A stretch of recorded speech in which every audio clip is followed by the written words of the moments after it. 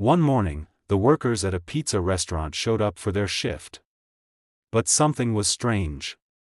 The place was still locked, and no one had opened it yet. Usually, the owner of that restaurant, a man named Hal, would be there early to unlock the doors. But this time, he wasn't there. In fact, no one had seen or heard from Hal in a few days. The police were called to check on him. They went to his house and knocked on the door, but no one answered. So, they walked around and looked through the window. That's when they saw something shocking. Hal's body was on the floor. He was dead.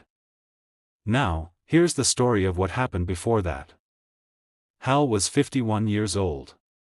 One day, he heard about a girl named Sarah. She used to work at the pizza place. She was only 17 and going through a tough time. Her parents were getting divorced, and she was struggling with depression and other problems. Hal decided to help her. He called Sarah and said she could live with him for a while. He told her he would take care of her and help her get her life back on track.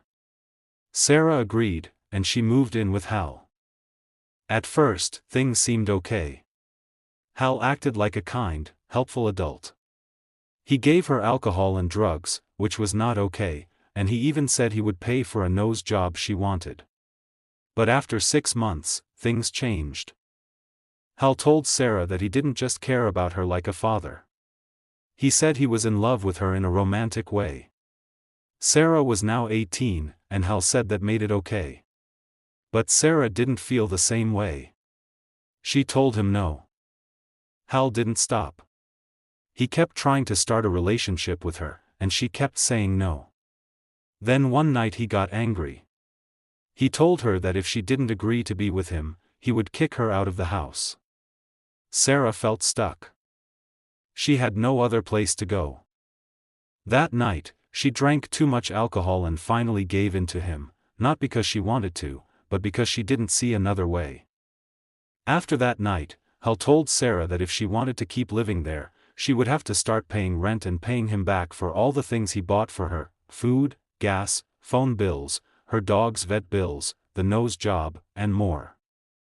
Sarah didn't have much money, so Hal told her she could pay him by continuing to sleep with him. This happened 3 to 5 times a week. Sarah hated it, but she didn't feel like she had a choice. Hal also treated her badly in other ways. He yelled at her, took her paychecks, and even tried to control her life.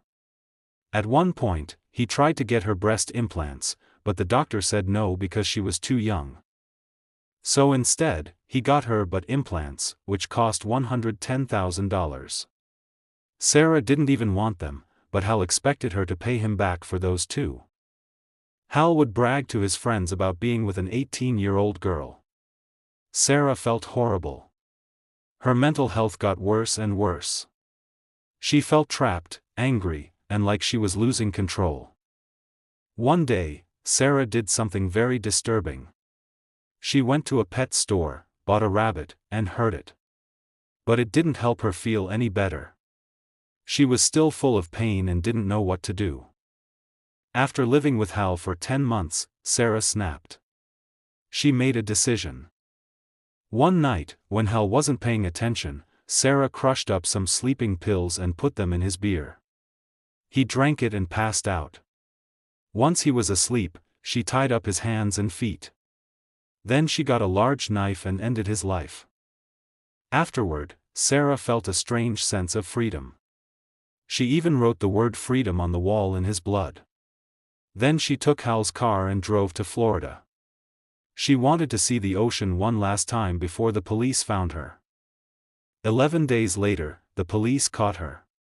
She was arrested and taken to jail. Sarah went to trial and was found guilty of first-degree murder. She took a plea deal and was sentenced to 50 years in prison.